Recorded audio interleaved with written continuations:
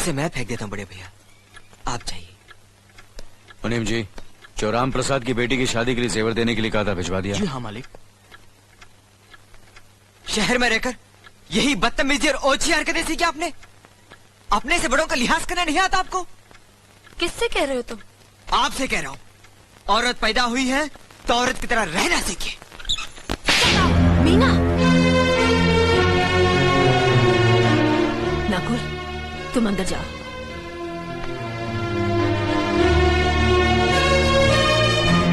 पागल हो गई हो तुम? औरत होकर एक मर्द पर हाथ उठाती हो? इतनी ऊंची घराने की बहू होकर ऐसी नीच हरकत, शर्म नहीं आई तुम्हें? कौन सा ऊंचा घराना? ये जहाँ सिर्फ एक आदमी राजा है और बाकी सब उसके गुलाम। मीना, चिल्लाइए मत। आप मेरी सास नहीं है।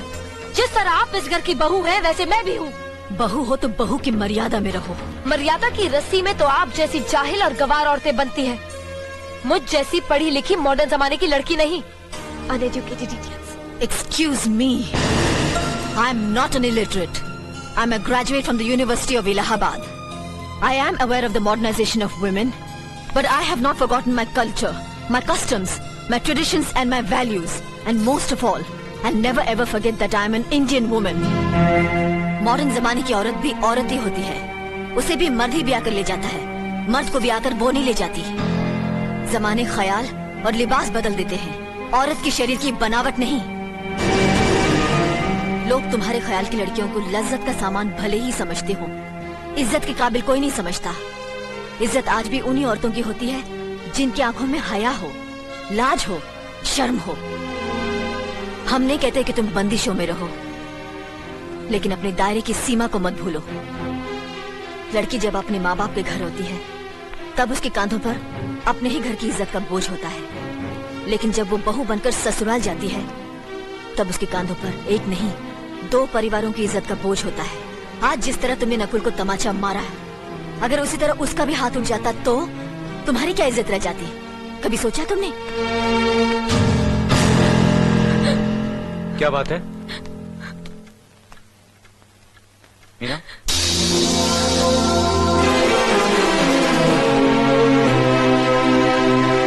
क्या हुआ भाभी? कुछ नहीं। मीना कह रही थी कि उसे खाना बनाना नहीं आता। हमने सोचा कि 2-4 खरी खोटी सुनाने से ही सीखेगी, तो सुना दिया। बस रोने लगी। क्यों अर्जुन, हमें तुम्हारी बीवी को डांटने का भी हक नहीं? क्यों नहीं, आप हमारी भाभी माँ हैं। आप मार सकती हैं, डांट सकती हैं, कुछ भी कर सकती हैं।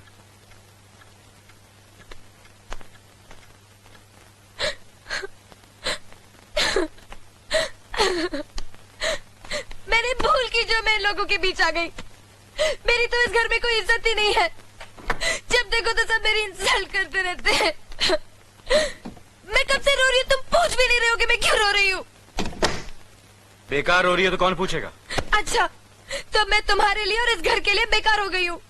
अरे बेकार तो तुम हो गए अपने परिवार के बीच में रहकर। मैं कब से बोले जा रही हूँ और तुम हो के सुन ही नहीं रहे हो। इंसान की चीख सुनकर लोग शुभ अशुभ का विचार करते हैं, लेकिन जब मेंढकी को जुकाम होता है, उसकी चीख की कोई परवाह नहीं करता। ये मत भूलो कि जब मेंढकी चिल्लाती है तो आंधी और तूफान आते हैं। आंधी और तूफान आएंगे तो उसका नतीजा तुम्हें ही भुगतना पड़ेगा। तो फिर ठीक है, अब मैं तुम्हारे साथ तब भी रहूंगी जब तुम मेरे साथ मेरे डैडी के घर रहोगे।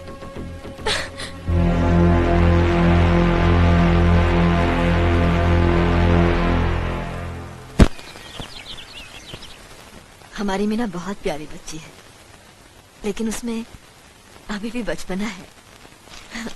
हमारे तौर तरीकों को नहीं जानती है ना, लेकिन आस्ता आस्ता हम उसे सब सिखा देंगे।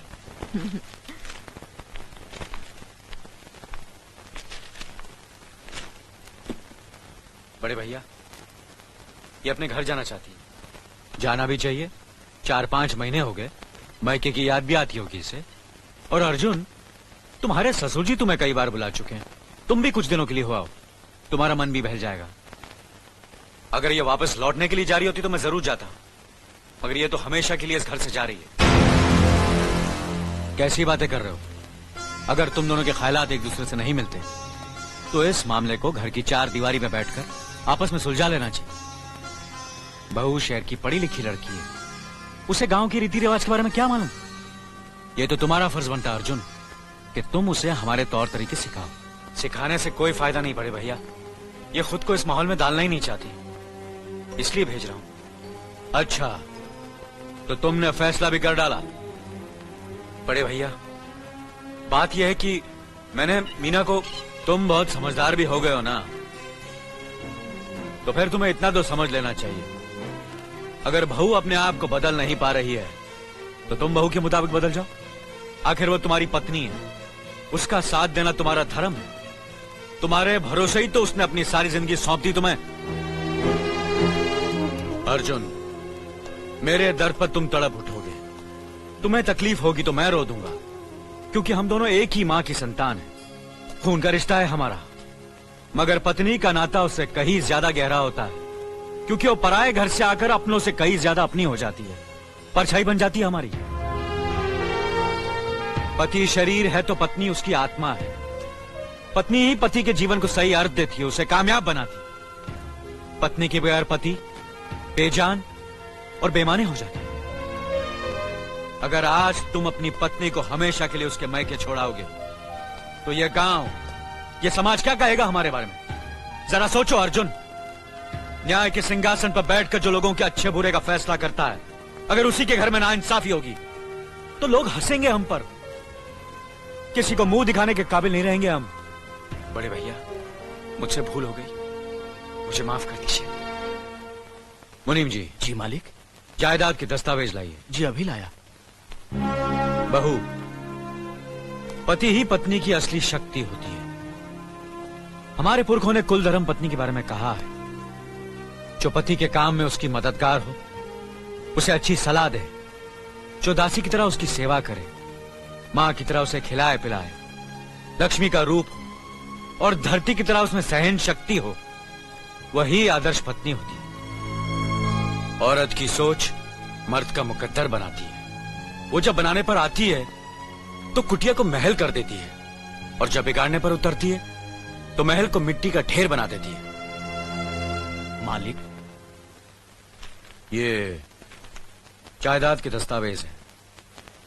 हमारी जमीन जायदाद कहां कहां है और कितनी है, उसका हिसाब किताब ना बाबूजी को मालूम था, ना हम तीनों भाइयों को मालूम है। बहू, तुम पढ़ी लिखी हो, आज से इसका हिसाब किताब तुम देखोगी। लक्ष्मी जी। अपनी चाबियों का गुच्छा और ये कागजात बहू को दे दो।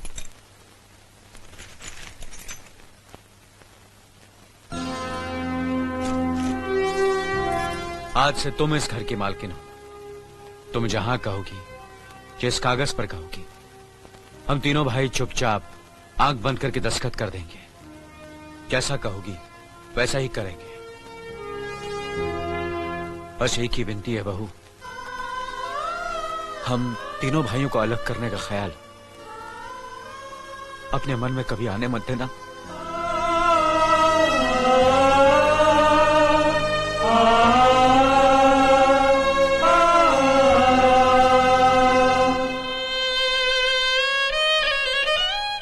बहुत अच्छा किया तुमने बहू, बहुत अच्छा किया। इनकी आंखों में आंसू देखने की हमने सपने में भी उम्मीद नहीं की थी, लेकिन तुमने हमें दिखा दिया। बहुत अच्छा किया तुमने, बहुत अच्छा किया।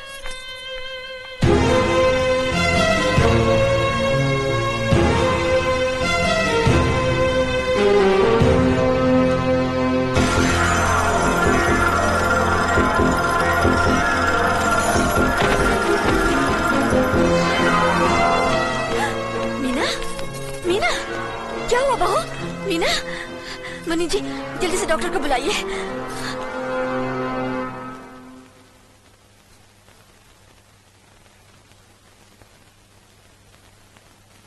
घबराने की कोई बात नहीं, ये माँ बनने वाली है।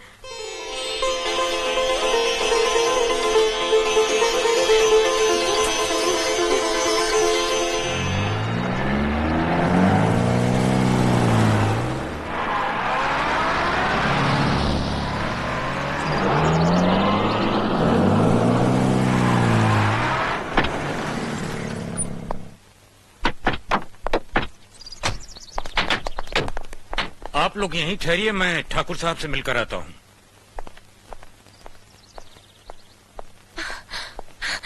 डैडी, डैडी, कैसी हो बेटी? What a pleasant surprise. आने की खबर भी नहीं की।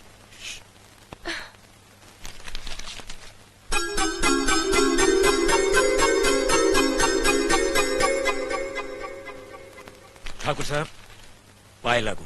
समधी जी, आप अचानक यहाँ कैसे? तशरीफ रखिए, बैठिए ना। आपके बराबर बैठने की मैंने कभी गुस्ताखी नहीं की, तो आज कैसे करूंगा? बहुत दिनों बाद हम लोग मिल रहे हैं। कहिए, आपका कारोबार कैसे चल रहा है? आपकी कृपा और आशीर्वाद से ठीक ही चल रहा है। दिल्ली में इंडस्ट्रीज मिनिस्टर के साथ कब की अपॉइंटमेंट ली है? कल सुबह 11 बजे सर। इनकम टैक्स केस का वकील ने कहा है कि 15 तारीख की हियरिंग में मामला क्लियर हो जाएगा। आज एक्सपोर्ट का माल जापान के लिए जहाज से रवाना हो जाएगा ना? जी हाँ सर। नमस्ते ठाकुर साहब। नमस्ते नमस्ते नमस्ते। अरे दीनानाथ जी, आप लोगों ने यहाँ आने की तकलीफ क्यों की?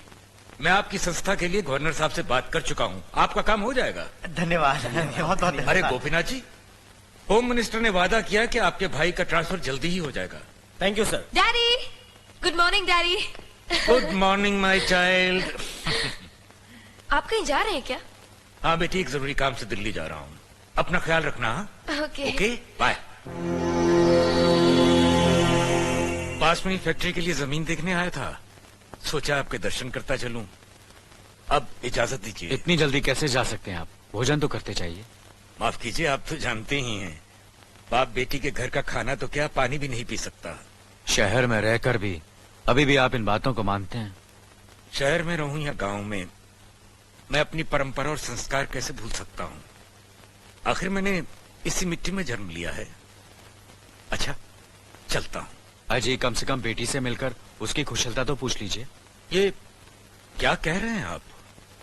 मैं इतना ऊंचा नहीं हूं कि अपनी बेटी की कुशलता पूछकर आपका अपमान करूं। ठाकुर साहब, ये तो मेरी बेटी का सौभाग्य है कि वो इस मंदिर जैसे पवित्र घर में बहू बनकर आई, और फिर आपकी छत्र छाया में तो वो कुशल हो गई। राम राम। राम राम। बेटे, जिस तरह तुम मैके में चहकाती रही हो ना, वैसे ही अपनी ससुराल को भी महकाती रहना। जी।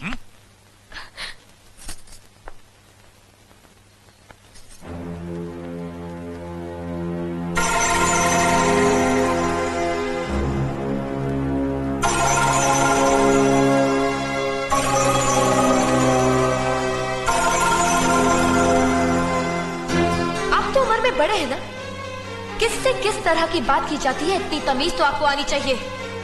Mind it, mind it, mind it, mind it, mind it.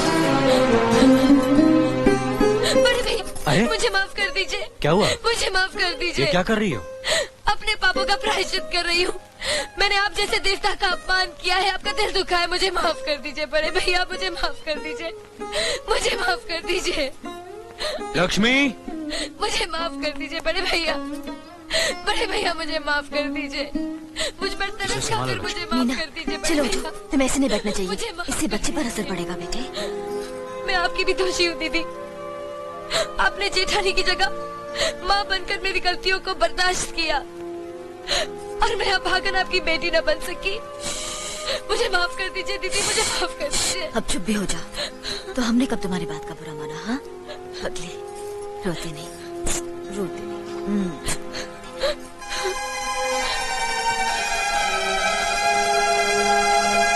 ओम कर्पूरगौरम करुणावतारम संसार सारम भुजगेंद्रहारम सदा वसंतम। प्रभु, मैंने देवता जैसे परिवार के साथ हमेशा इंसानों जैसे झगड़े किए हैं, नफरत पैदा की है। मुझे सुनती दो, ताकि मैं सबके दिलों में अपने लिए प्यार पैदा कर सकूं। अपने घर की मान मर्यादा और खुशहाली को सदा के लिए एक अटूट धागे में बांध दूं।